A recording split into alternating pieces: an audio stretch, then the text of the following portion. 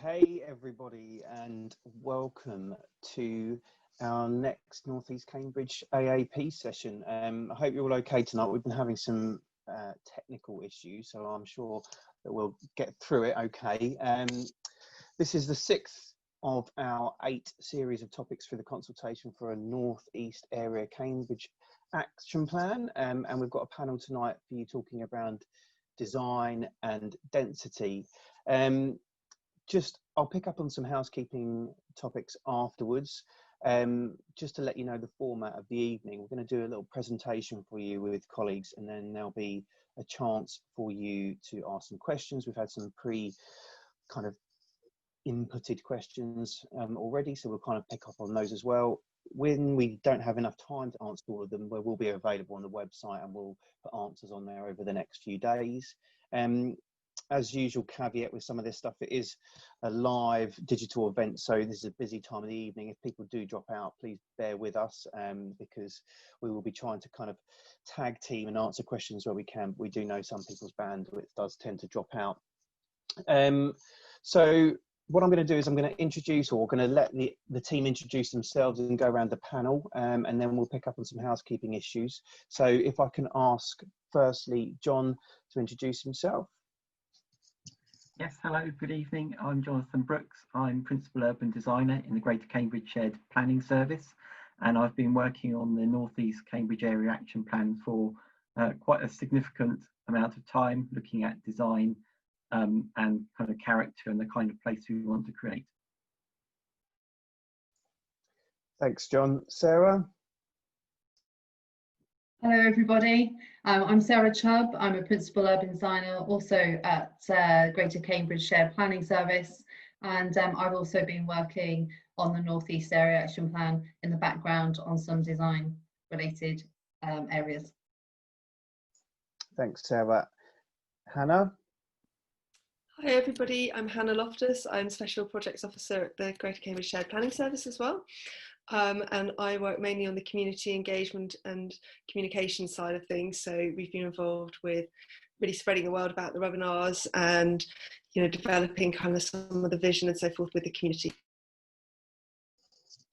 Thanks, Hannah. We've also got my colleague Terry D'Souza here. He's not actually visible at the moment because I think he is initially having some technical issues, but he's one of our principal policy planners, and hopefully he'll be available by the time we get to the question and answer session. And obviously this isn't just us, we've got a really good team working behind the scenes to make sure that we've got this webinar coming to you reasonably expedited. So what I want to do is just touch on a couple of housekeeping issues.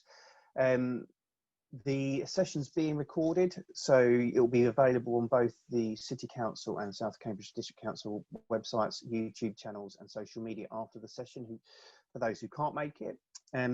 You all, as in the attendees, not us, the panel, you're all invisible, which is quite strange because I feel like I'm just talking to my colleagues.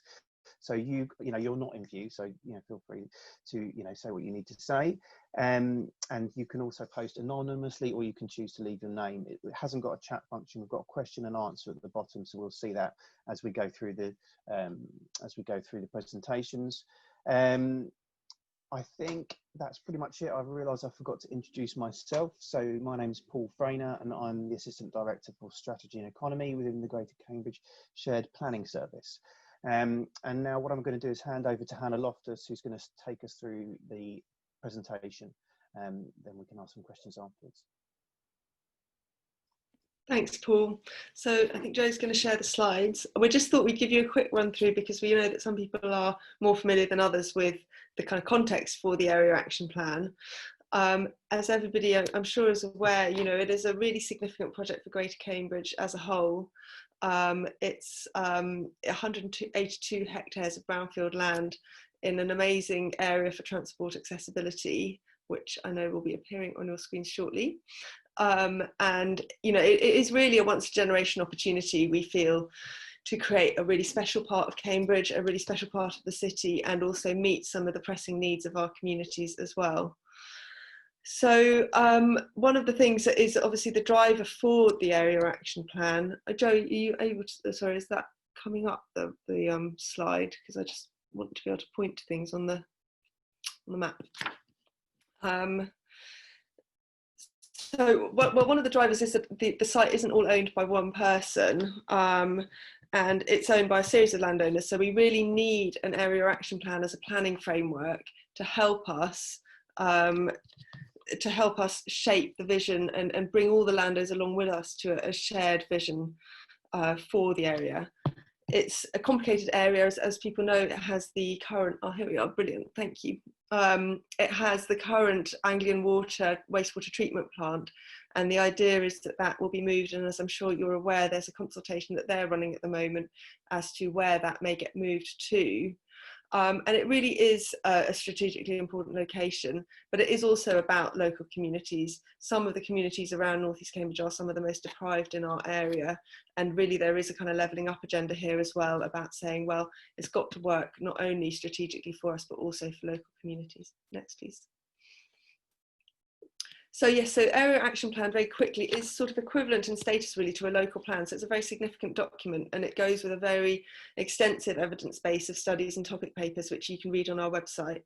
It also goes through the same examination process as a local plan would do with an independent planning inspector. So this isn't a plan that will get adopted next month or even probably next year. It is quite a lengthy process, but it is all the more weighty and kind of important for that, because of course the more significant the plan, essentially the more thorough of the process it needs to go through. Next, please. So this is the vision that we are consulting on during this consultation. And as you can say, it really is around this idea of what is a 21st century low carbon city district, that it's got to be walkable, that it's got to have this really genuine mix of uses. So everything that you want is on your doorstep, and it's also got to be integrated with the surrounding neighbourhoods, so that it's not a kind of an inward facing place, it's very much an outward facing place that engages with its surroundings. Next, please. Just a few headline figures. So at the moment there are 15,000 jobs across the science park, business parks and the industrial areas, but only 3 homes in fact within the AAP boundary, which is kind of amazing. So there's a clear opportunity here to get more homes in a place where there are already lots of jobs, and we're also looking at adding and intensifying that employment use here too, because it's so accessible by all forms of transport. So it is 8,000 homes, which we estimate will provide homes for about 18,000 people. The target is that 40% of those will be genuinely affordable.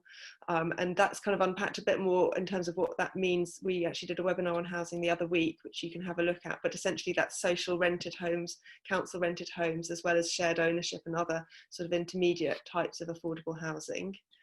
And there's a huge amount of green space and public open space that will come alongside that. 10 hectares of kind of major public parks and squares, and that doesn't even count the smaller neighbourhood spaces and also the retained spaces. There's nearly 9 hectares of retained green space that already exists on the site that are going to be protected and enhanced as part of this. Next, please. So onto the theme of today's webinar. You know, it is very much a placemaking and a design-led plan. This has been the important part of this from the outset. It's not starting from a position of numbers and so forth. It's starting from a position of what kind of district do we want to make? What's its identity? What's its character? And how can that contribute positively to Cambridge as a whole? And it is a really ambitious plan, and I'm sure John and Sarah will talk about this a bit more, because, you know, I think it is stepping beyond some of the things that have been done in the city to date. It is obviously bigger than a lot of the other development sites that we've had come up over recent years. And it is more ambitious in terms of pushing what people-centered design really means. What does it mean to design a place where the car isn't king, where people and walking and cycling and green space are really, you know, some of the key drivers here. Next, please. Something we do talk about in the team is that all the buildings we all love now from the past were all new once, and really we want to be building the heritage of the future. We want to be creating spaces that your children and grandchildren, great-grandchildren will be really proud of in years to come. So it is about saying that this proud tradition of outstanding architecture must continue at North East Cambridge. Cambridge has this incredible reputation nationally, and sometimes when I talk to colleagues in other authorities and in other areas, they are so jealous that we get to work in Cambridge with all these fantastic projects that we get to work on in terms of their design quality. So it is about meeting that high bar as far as we possibly can, and then putting in place the policies that support that. Next. There are a few policies which you can comment on in the draft area action plan, which specifically deal with design. So policy 6 sets out the overall kind of placemaking vision here and shows, and it says how we expect developers to demonstrate how they've responded to Cambridge itself and to the qualities of Cambridgeshire as a place in developing their design. So that's a really kind of clear expectation that we're not assuming that developers will have done it. We're saying to them, you need to show us and tell us and take us through that story about how you have looked at your context for your project and developed something in response to that. It also goes through some of the really kind of important principles about natural surveillance and active frontages and safe spaces, as well as also saying we want to use a quality review panel to help us assess what good design means in North East Cambridge. So that's a panel that there are several design panels in the area, but the basic principle is that we use the quality review panel of experts, of other designers and architects. It's a kind of peer review system to say, well, actually, is this meeting our aspirations and how could it be made better? As I mentioned, mix of uses is really key. And again, this is something that is a little bit different from some of the kind of developments that you might be familiar with, because it is about saying that homes and workplaces, shops, schools, even some light industrial activity can coexist really happily. This is an image from the typology study, which is actually a really great document for those of you interested in design and so forth. And that's on our website as well in the document library, which is showing how, you know, schools don't have to look just the same as a kind of school in a sea of playing fields. Actually, you can have really inventive design solutions that use the space really well, create that active mix of uses, mean that there aren't spaces that are just used 9 to 5 and then are dead for the rest of the time. And it is also about making the district more sustainable. Legible streets and spaces is key, and again, there's a policy that's all about how streetscape design is working, and I thought we'd just take you through this in a little bit more detail, because I think it's one of the things that we hope will make North East Cambridge really special. It's not only that the network is really legible, so it's easy to navigate, you don't get lost, you don't need a map to get around, you can kind of tell where you're going very naturally, that the street furniture, the lighting and signage and so forth is really great, that of course it's inclusive to people who have different mobility needs and all of that, and of course that trees, street trees, we just know how important they are, not just from a design perspective but also from a climate change perspective. But it is also about saying we take a really different approach. So the primary streets where vehicle traffic will have through routes are one type of street, but most of the streets will be what we're calling secondary streets, which are absolutely designed around people and cyclists first, and most of them won't be through routes, so they are pushing home this message that this is people first and cars, well, not even second, but definitely down the user hierarchy. Next. So these are just a few images that we put together to demonstrate some of the principles of the streets in design terms. The primary streets will have segregated pedestrian and cycle routes that are separate from the vehicle traffic. That makes them really safe because these will be the through routes for buses and for deliveries and other vehicle movement. But even so, they're going to be great places. They will incorporate trees, they will incorporate sustainable urban drainage features, which is also obviously a green feature. And they will also incorporate areas for the ground floor activities of shops and cafes and so forth to spill out. All of the streets will be designed to a design speed that's below 20 miles per hour as well. Next. I think what most of our team get really excited about are the secondary streets, where we're taking what's known on the continent as a kind of Wono approach to streetscape. That basically means that you're naturally slowing down all of the vehicle traffic to nearly walking speed through the way that the street is designed. And that means that you suddenly create space for informal play, for socialising, for all sorts of other things to happen in the street to make that a really active and lively community centre. So you can see some of the kind of principles here, that you could have doorstep play, that you have lots of cycle parking.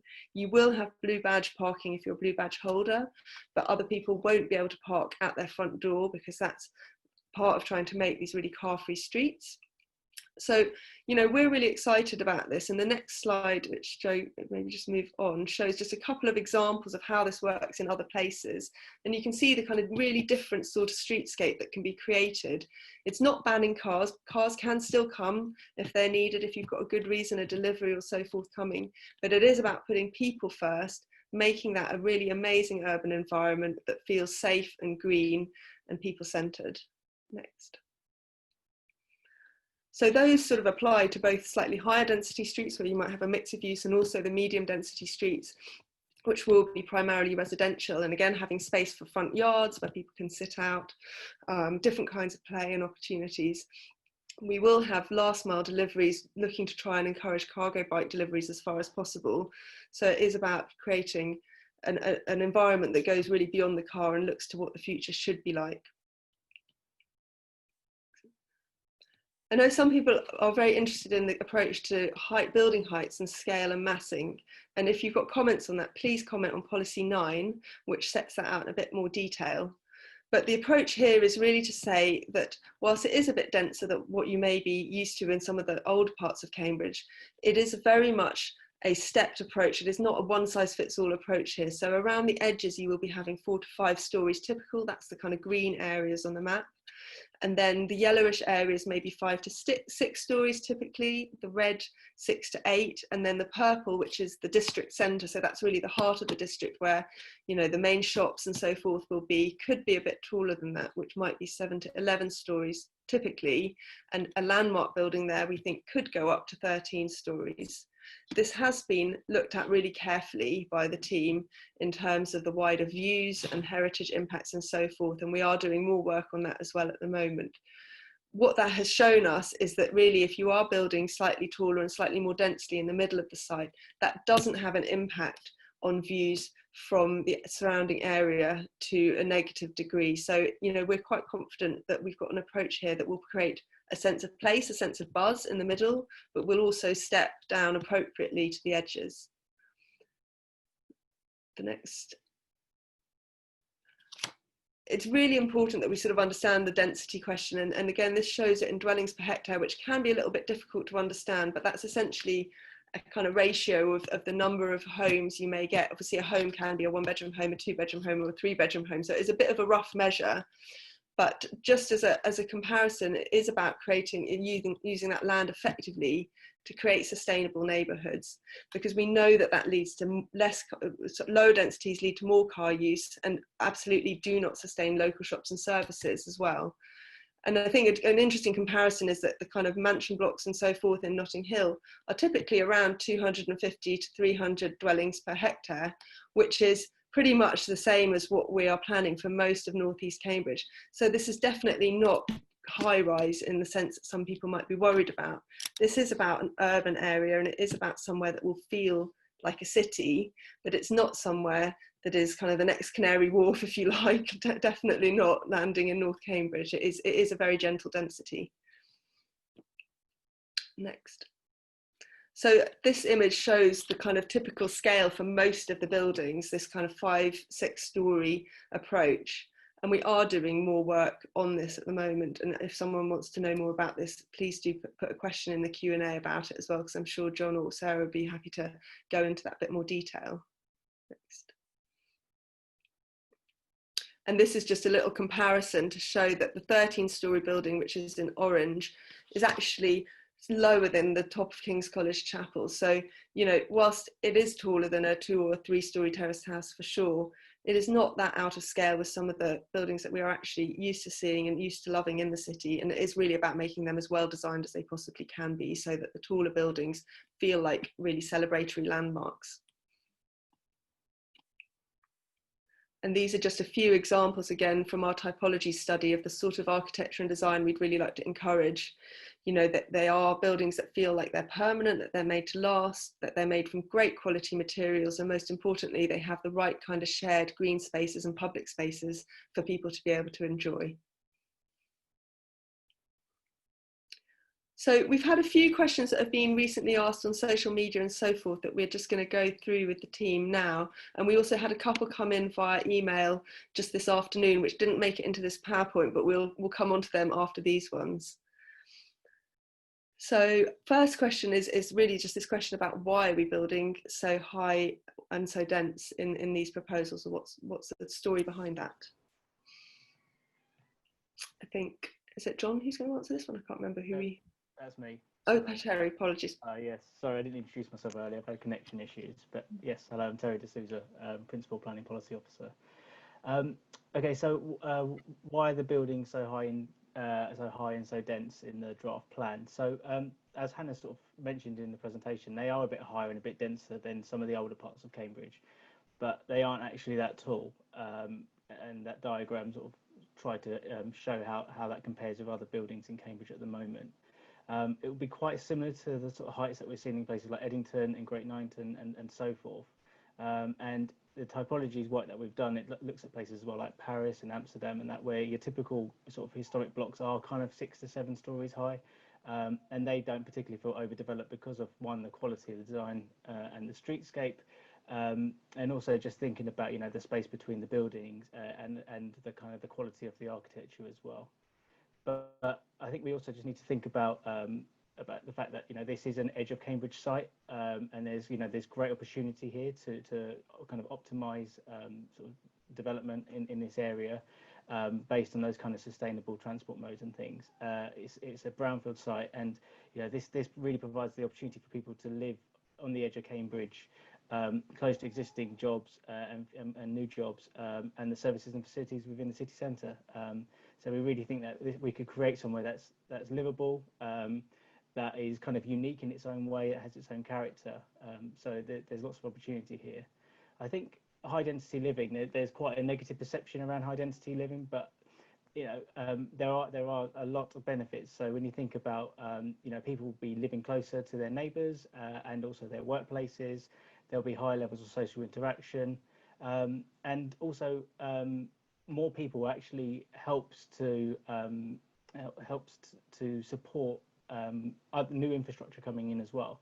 So, for example, sustainable transport, schools, public spaces. The more people there are, the more people that will use those facilities, the more kind of the more of a business case there is really to actually put those services in the first place. You see with a lot of new housing estates where, you know, you might get a bus for the first 2 years that's funded by the developer, but because they're built at much lower densities, actually those bus services don't become viable in the long term, and then the bus service goes. So everybody then ends up jumping in their car. So, you know, with a development at North East Cambridge, and hopefully something like that won't happen. Thanks, Terry. That's I think thanks, Terry and Hannah, for both of the presentations. I think we've got another question. I think I'd like just to reiterate really some of the pieces that Hannah has said and Terry. I mean, we are actually really excited by this. I mean, it's something to be celebrated, I think. So, you know, we want to get it right. So please get your comments in now. I can only see one question so far, and there's 22 of you. So let's get some more questions here for the team, please. So won't people be crammed into tiny flat, John? Hi, Paul. I think that's for Sarah.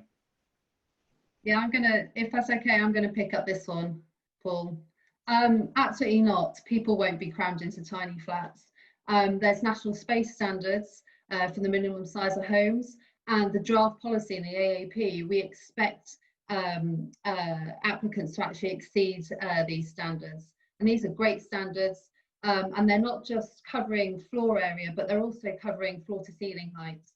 And that's to ensure that we want these flats and these apartments and these homes really to feel really spacious. And I've just touched upon that they will be mostly flats, but they're going to be really well designed.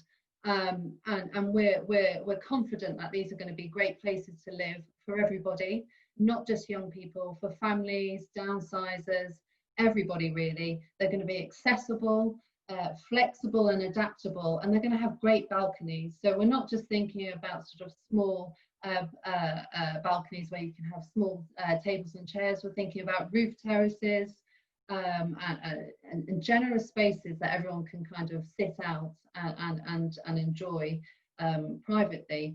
So we're really thinking about a more continental sort of way of living, and we're excited about that. And we're also excited about the fact that we're creating a compact place where you've effectively got everything, you can have everything on your doorstep.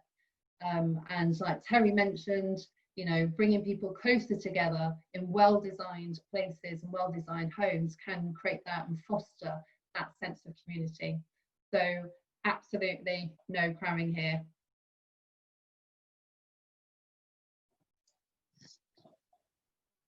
Thanks, Sarah. Sorry, I got that one wrong. Yeah, we've got another couple of pre-prepared questions, and then we're starting to see some questions come through. So this is more of a comment. This isn't going to feel like Cambridge anymore. So I think this one is for you, John, isn't it? This is, thanks, Paul. I mean, I think this is a really crucial point, actually, and I know it's a statement, but it is a kind of worry that people have when you start to add a development of this size to something as kind of precious and unique as Cambridge. There is clearly a concern that it might be harmful. I think what's really important is to kind of think about what are some of those kind of key characteristics of Cambridge. So it's a walkable place. It's got a really kind of compact core. People have really good access to green space and to the countryside. And I think it was the Holford Plan in 1950 said it's one of the few cities in England that you could cycle home for lunch. And it gives a really kind of rich picture about the kind of place, the kind of unique character of the city. When we think about this as a new place, well, we're absolutely kind of going for a compact, walkable place that actually I think is rooted in those kind of key traditions of Cambridge. We thought about access to green space and to the river, which is, again, a really important kind of characteristic. And then as we think about kind of Cambridge's character as an evolved place, those buildings have been reused and repurposed over the years. We're thinking of policies within the plan, which will talk about how these new buildings can be adapted and changed to meet future needs. Again, the idea of a kind of fine-grained place, a human scale place. And I think, all of these things kind of line up to kind of help create a good framework for something that understands the character of Cambridge, but actually can deliver something which is exciting and kind of new, and can meet and resolve the current kind of concerns and issues that we're all facing, things around kind of climate change, about work-life balance, about moving towards and actually embracing low car dependency, and importantly, a kind of really inclusive place. So I think it's an exciting chance to add something to Cambridge, but is really kind of crucial it's done in a context sensitive way. And some of the things that Hannah talked about in terms of the HIA, the Heritage Impact Assessment, the Visual Impact Assessments, and all of these other things, and the requirements for subsequent developments to undertake these processes as part of their planning application, I think is how we create the best possible chance to create something that is of now, but is also of Cambridge. Thanks, John. That's great. And I think, from my understanding, we've got a few more questions to come through that we have had through emails, but we'll start picking up some of your questions now live. So I'm going to go firstly to the first question. Will each of the blocks of flats have its own outside space garden for residents? Yes, sorry, my internet is playing up again, so I'm going to turn my video off, so hopefully you can still hear me. That's a really good question. It's something that we picked up on in the open space and biodiversity webinar that we had about 10 days ago. What we're proposing is that each of the flats will have private amenity space, so that is in the form of balconies for the flatted developments. But one of the key things is that with flatted developments, it also allows you to have kind of those communal spaces. So they will be those that are accessible to the residents within that block. So you can think about things like courtyards or podium terraces and also roof gardens as well. There are a few examples in the presentation that I gave on the open space Q&A session that sort of gives you a bit of a flavour of what they may look like. But essentially, yes, there will be outside spaces and gardens for residents, as well as those kind of public open spaces as well, which Hannah's mentioned in the presentation. So those kind of the linear park and larger open spaces and the neighbourhood ones as well. Just in case you didn't catch the original question there, I'm just going to read it out back again because I know Paul's audio dropped out, which was, will each block of flats have its own outside space or garden for residents? And I think the other thing to add is they will also have private space. So we have a minimum standard for, as Terry was mentioning, or I think as John was mentioning, for balcony sizes. So minimum balcony size for each flat will be provided. So you'll not only have your shared space, but you'll also have private outdoor open space per flat. Just going to pick up the next question here, which is, can we comment on the need for lifts in high-rise and the problems with one person per lift in high-rise buildings recently? So this is a really topical question with COVID recently, and we do understand where this concern is coming from. I think there's two answers to this. Firstly, I think that the perception of kind of high-rise is something that we want to unpick a little bit, because we aren't talking about buildings where we've got many floors above what would be considered a kind of walkable level. So we are going to make sure that buildings have really great stair provision. Although I hate to mention Grenfell, we know that after Grenfell there's an increased amount of awareness on actually making stairs really safe and really good quality environments from lots of perspective. So you do have options, you don't have to use the lift. And I think, this is one of these issues where we are having a watching brief on COVID. COVID has brought some of this stuff up that just wasn't on our radar until this year. And we have a watching brief for COVID on a lot of levels. We know there may be economic changes. We've talked about working from home. We actually think that NEC is really well placed for a lot of this stuff, because the whole idea of having a mix of uses, and that you might have neighbourhood workspaces where, co-working spaces and so forth, where you can go locally, you're not having to get in public transport and travel long distances, is great. But I think this is something that we're going to review, and I wouldn't be surprised if there comes out new guidance over the next year about lifts. And of course, we'll take that on board in the design process as it goes on. Thanks, Hannah. Let me know if my my team, I'm sure, will let me know if my audio drops out again, and we will tag team it slightly. Going to move on to question number 3 that I've got on my list about is without an improved and subsidised better public transport system, how are discard? Is that Paul dropped out again? Yeah. Yeah. So how are we discouraging? Oh, sorry, Paul. How are we discouraging car owners from getting about? I think that's a really good question. That's something that we will probably go into more detail on during the connectivity Q&A webinar that's coming up over the next week or two. But just to think about it in terms of the design sort of context of this webinar, it really starts with the street design. Now, I think as Hannah showed in the presentation, it's we're creating streets at North East Cambridge. We're definitely not creating roads. We want those kind of spaces between buildings to be completely focused on the needs of people rather than vehicles. And one of the first principles of that is all about off-plot car parking. So whilst there will be parking for blue badge holders and for access and emergency vehicles, what for the majority of people that will be using or owning cars in North East Cambridge, those cars will be stored away from their doorstep, and they'll be stored in what we're calling car barns. Now that then means that you don't just jump into your car to go to the shop. Actually, you have a choice. You can either walk to the shop, which might be a 5-minute walk away, or you get in your car, which is a 5-minute walk away, to then drive to a shop. So actually, almost like the natural choice would be walking and cycling, purely by the way that the streets are designed and the fact that you're not going to have your car outside your living room. The other thing that we're really keen to do is encourage car sharing, so car clubs as well. So we recognise that people do need cars at times. If you need to do the weekly shop, or you want to go and visit family that live elsewhere. We're not saying that you can't have a car, but actually for a lot of people, their car just sits on their driveway for a lot of the time, and they only might need a car kind of once or twice a week.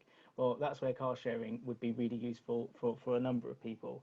And that's really common now in a number of developments, not only in Cambridge, but elsewhere. And then the last point I wanted to raise was about the fact that North East Cambridge we've been really conscious in planning for this area to connect the dots really with a number of existing and future walking and cycling schemes that are coming forward. So we really want to make sure that the Milton Road GCPs, cycle enhancement schemes, the Waterbeach Greenway, which is being proposed, the Chisholm Trail, North East Cambridge will hopefully be the connector that will connect all of those existing and proposed schemes together. So again, it's not just saying, you know, it's a completely disjointed network for people. We're trying to really work with what's being planned to bring everything together, so it becomes really easy for people to walk and cycle. Great, thanks, Terry. I'm still here. I've just gone behind my written name because it's probably a better way of me being able to communicate with you. It's an interesting time of night to be doing webinars. I think we've had this all the way through, so but you've got to bear with us because this is our first proper consultation during these sort of restrictions. So, then moving on to the next question. If there is a negative perception of high density living, it may be because of the experience at CV1, for example, where there have been problems with noise, disturbance between flats, poor inappropriate use of green space. How will you manage to avoid this antisocial aspect? I'm not sure who's going to pick this one up. I'm happy to pick that one up, Paul. Thanks very much, John. Yeah, I mean, I think it's a really crucial thing when you start to put a lot of people in the same place, you can really kind of start to annoy each other. And I think we've been really careful in the kind of policies to think about how you kind of layer up different uses. So it's not only is it about kind of residential to residential, but it's also all of those other uses like office, business uses, things like maker space, all of these sorts of things which can add to the kind of richness and vitality of a new district. And so I think we will be really keen and, you know, working with environmental health colleagues to think about the kind of performance criteria for buildings so that you don't get noise transference through the structure, but also what adjacent uses are doing either above you or to the side of you. And then I think we've been really careful looking at the size and scale of some of the open spaces and their location within the overall kind of framework to make sure that you can kind of minimize the potential for kind of negative use of those spaces. So making sure places are active and well surveilled, that they are part of kind of vital, you know, kind of urban active district and local centres. All of these things can kind of start to help address some of those things. But again, it comes down to not only what goes in the AAP, but into the kind of future design of buildings and making sure that we have the right kind of review processes in place. We've mentioned people like the Cambridgeshire Quality Panel helping out in terms of that peer-to-peer review. So again, bringing other experts in to kind of really give the place a good and thorough going over, I think, to help address some of the points raised. Thanks very much, John. So Hannah, I think you're going to pick up this next question. Have you considered external shading in view of the climate heating up and insulated buildings being hard to cool?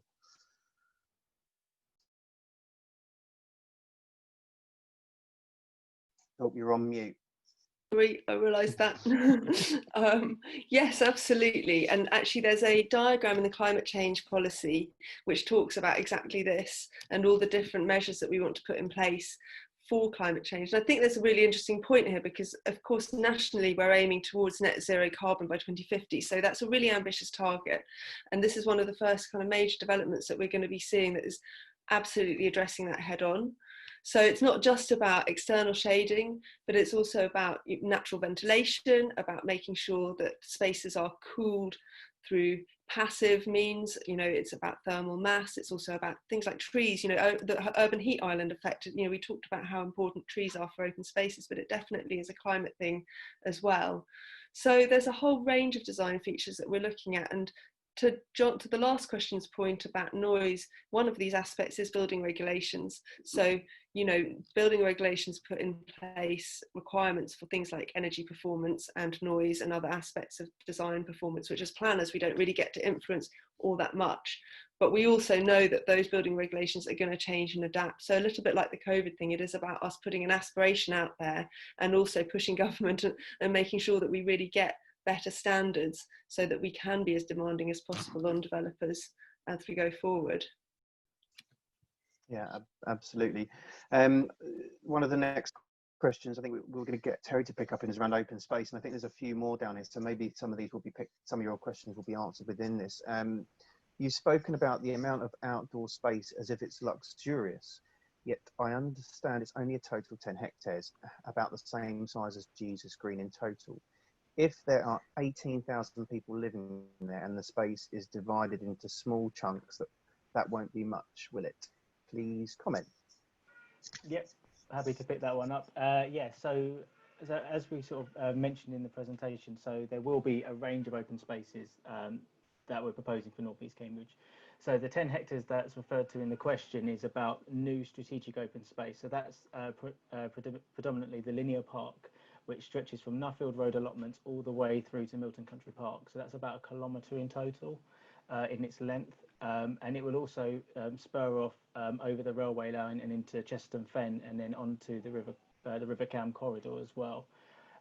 There's also, as Hannah mentioned, about 9 hectares of open space on the site at the moment, which we're looking to obviously protect and enhance. And then there's the neighbourhood open spaces as well, which aren't shown on any of the diagrams because they would be designed and come forward as part of a planning application for much smaller sort of parcels of land. So in total, in terms of the public open space on the site, what the plan sets out in terms of new strategic neighbourhood spaces and retained open spaces is about 26 hectares of open space. So that's kind of the equivalent of Jesus Green and Midsummer Common combined.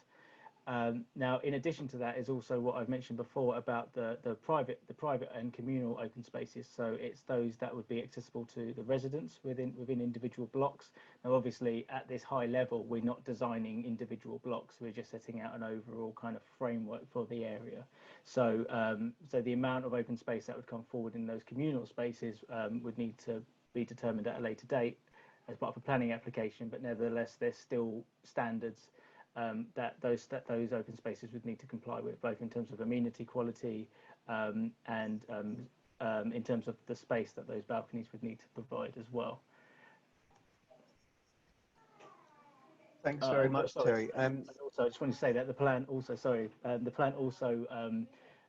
tries to improve connectivity to wider areas, so Milton Country Park, the river, like I said as well, but also to existing open spaces within the city. So think about things like Nuns Way, and the open space on Green End Road. So it's not just about new residents using those facilities, but it also allows existing residents in the area to access new facilities and then the wider countryside and country park beyond, which I think is really important.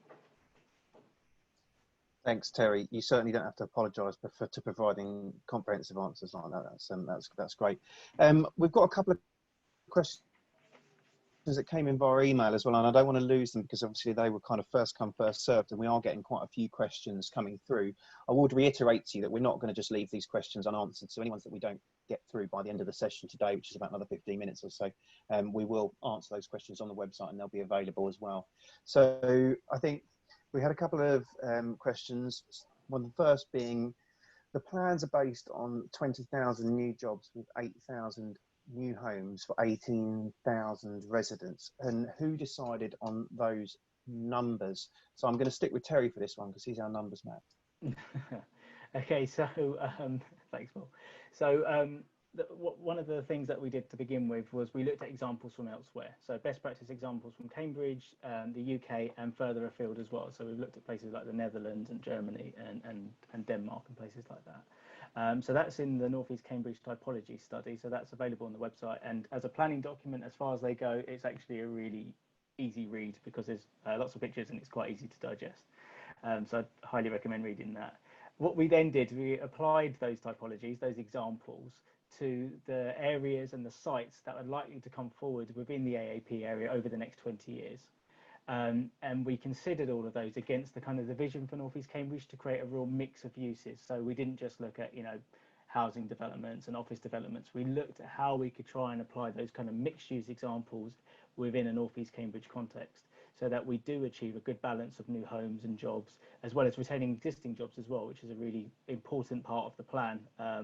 So yeah, and then what we did, we also had to be really mindful about the HIF funding. So the HIF funding is related to the relocation of the wastewater treatment works, which is on the site at the moment. And that is obviously based on the delivery of new homes. So what we wanted to do is make sure that we didn't just provide loads of new office and R&D floor space, that actually we were providing a good range of homes that would enable us, or the City Council as a developer in Anglian Water, to develop the site for housing, but also think about addressing traffic and congestion and things like that as well as part of that, because office development actually is one of the worst culprits for people travelling by car. And actually, if you can try and create a really good balance of homes and jobs within short distance of each other that are then easy to access by foot and by bike and other modes, then actually it really helps us to work within the trip budget for the area. Now, there's quite a lot of information in the AAP and on the website about the trip budget and how we're trying to reduce car levels within the area. So I won't go into too much detail about that. But essentially, what we'd really like to hear your thoughts on is whether we've got the mix of uses right in North East Cambridge. Are we providing too many jobs? Are we providing too many homes? Is the balance not quite right? And if so, please do tell us. And that's what the consultation is for, really. Yeah, that's absolutely right. So, second question that came in from email is, with 15,000 jobs currently on the site, the plan means a rise to a total of 35,000 jobs. How many of the 18,000 population do you expect to fill those jobs? Who will fill the remaining workplaces, and where will they live? I mean, that's a forward-thinking question, I suppose, in the light of COVID and changes of behaviour. But John, do you want to pick this one up? Yeah, I'll give that a go, Paul. I think, yeah, COVID has kind of quite radically changed what some people's expectations are about where they live and where they work. But I think the point around North East Cambridge is about creating a self-sustaining city district. And that means that you can choose to live and to work in kind of close proximity. And I guess what's really interesting as we've been looking through some of the evidence, not necessarily a workplace, but Cambridge Regional College has got a catchment of 50 miles.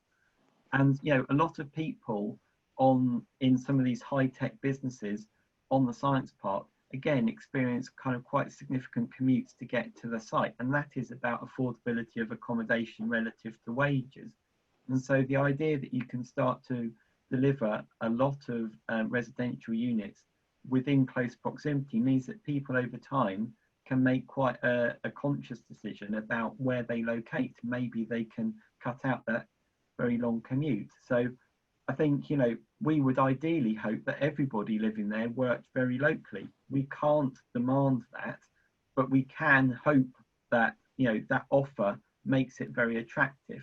And then when you look at the kind of transport accessibility of the new district, Cambridge North Station has radically changed the accessibility map for this area. So again, that and the kind of greenway projects and the other cycling and walking routes means that we can give it the best chance that people can make a sustainable modal choice when they're trying to get to that place. And if they're living there, clearly they've got access to all of those things already.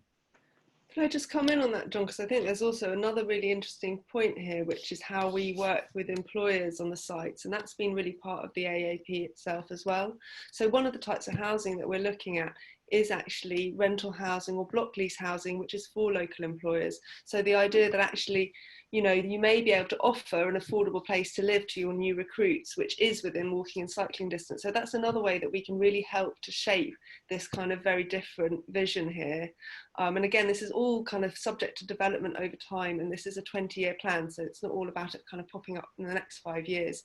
But we do think that this trend is going to be really important. People don't want to have to commute for an hour every day to get to work, and different ways of living and working will come into play here.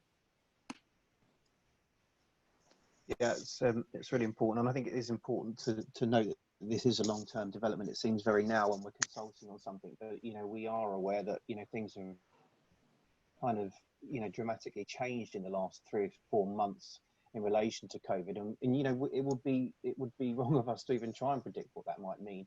I think to pick up on the next question that's on my list here is around some of the heritage and further evidence-based work that we are doing for this particular plan around heritage and townscape.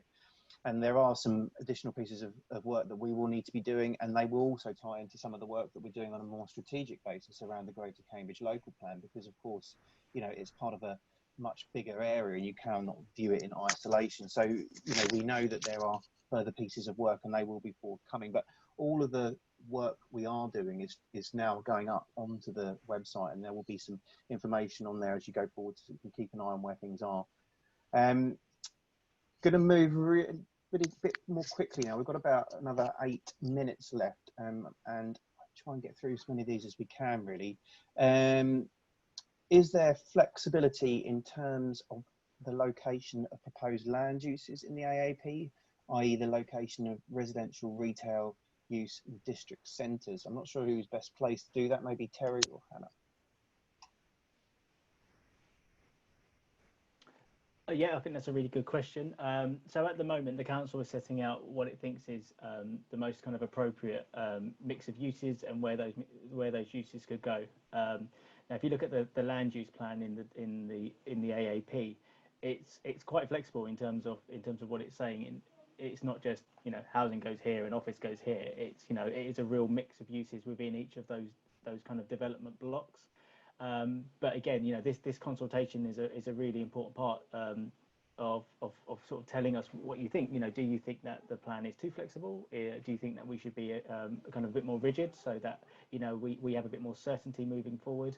Or have we got the mix of uses in a particular location wrong? You know, should we be putting other uses in areas that we haven't really considered? So, you know, please do tell us your views, and yeah, this is kind of the point of the process, really. So yeah, please tell us. I think the next question was about cycle facilities. I think Sarah was going to pick that up. About cycle storage needs to be plentiful, easy to use, in the right place, but tends to be an ugly storage area. Fair enough. Do you have design ideas about this, and will they be underground as often in the city centre? Sarah, you want to answer that one, please?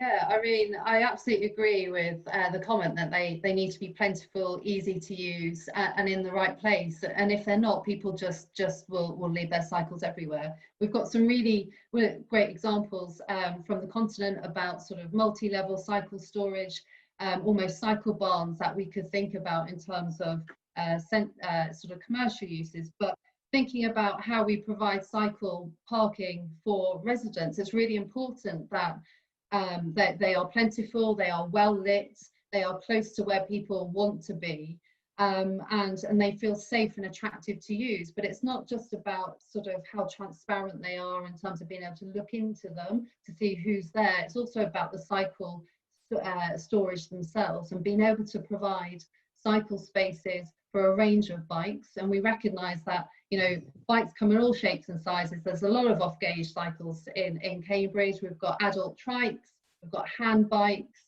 we've got lots of cargo bikes. So it's really important that we're designing those functional elements into buildings right at the outset. So we will absolutely be pushing for state-of-the-art cycle storage. Yeah, thank you, Sarah. Realised you haven't answered as many questions as some of the others.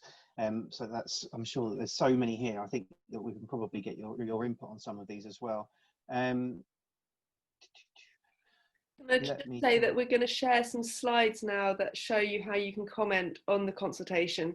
There's been loads of really great questions, and we will also post answers to any that we don't get around to on our website, so do check back there. The webinar is also going to be recorded and will be up on YouTube in probably 24 hours or so. Joe is incredibly efficient with this stuff, but please do come to any of the other webinars, and also do comment on the consultation. So many of these points that you're making are just brilliant points. We really want to hear them. It's important that we hear what you support in our plans, as well as what you think we could do differently or better. And all of those comments get read and absorbed and will influence the shape of the plan to come. Yeah, I know that's really important. And obviously a comment on the format as well, because we'd be interested to hear feedback. I know it's not perfect, but it's, you know, it's certainly something that we're getting used to doing now.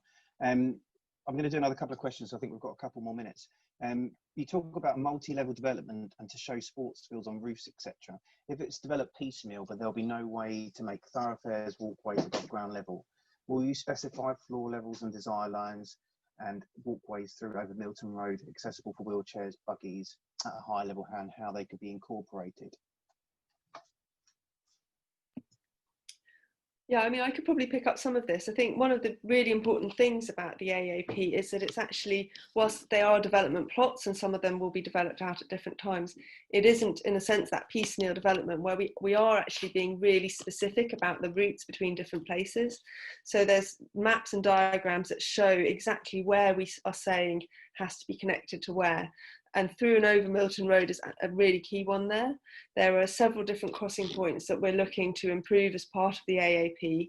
One is actually a bridge over, one is potentially a landscaped underpass under, and then there's also the crossing with the guided busway, which is really a kind of multi-way crossing, and we're looking at a very holistic way of improving that so that movement can go across in all directions and again be pedestrian oriented rather than car dominated.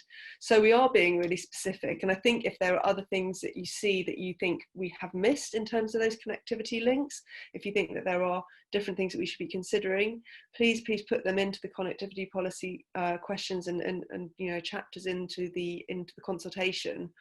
But we do want to make sure that all of those routes meet up logically, are really intuitive to navigate, and are of course accessible. The wheelchair buggy point is really critical, and any multi-level link that is made will have to be completely accessible for all users, as well as people on bikes as well, of course. Great, there's a couple of short ones, a couple have been sitting on my screen for a while. So cannot find any reference to a waste management system for the residential and commercial properties. There is a reference. I will be very glad to give it to you. If you go into the consultation pages and you look at the chapter on the development process, there is actually a chapter there which is on digital innovation and smart, what we call sort of open innovation. And that actually talks about waste, because from our perspective, things like waste collection are a point of innovation where we want to facilitate effective and, you know, if necessary, digitally driven waste management. So we are encouraging buildings to be quote unquote smart in that sense. And one of the things that we are saying it makes you a smart building is in fact incorporating a single waste collection point to facilitate efficient waste management for multi-tenanted buildings. So this is definitely something that we're looking at. We know that there's also other great examples around the place of new approaches to waste. It is a huge issue and we are addressing it. Okay, thanks, Hannah. Well, I think on that note, we've hit 7 o'clock. We've still got quite a few questions left. What I'm going to try and do is I'm going to try and put my video on just for this final section. It feels strange because I feel like my video's not and I can't see you, even though I can't anyway. We'd just really like to thank you for all of coming along. I'd like to thank all of the panel and officers who have been working on this. And please complete the feedback survey once the Q&A is closed, and also, you know, comments on both the Q&A, the format, and obviously, of course, on the actual consultation itself. It's open for another few weeks, and as Hannah said, there's another 2 live webinar sessions coming up in the next couple of weeks too. But thank you for all coming. Thank you to the panel, and I hope you all have a lovely rest of your evening. I'm sorry for the cockerel noises and the chicken noises in my background, but that's just the way we work nowadays, isn't it? Have a lovely evening, everybody.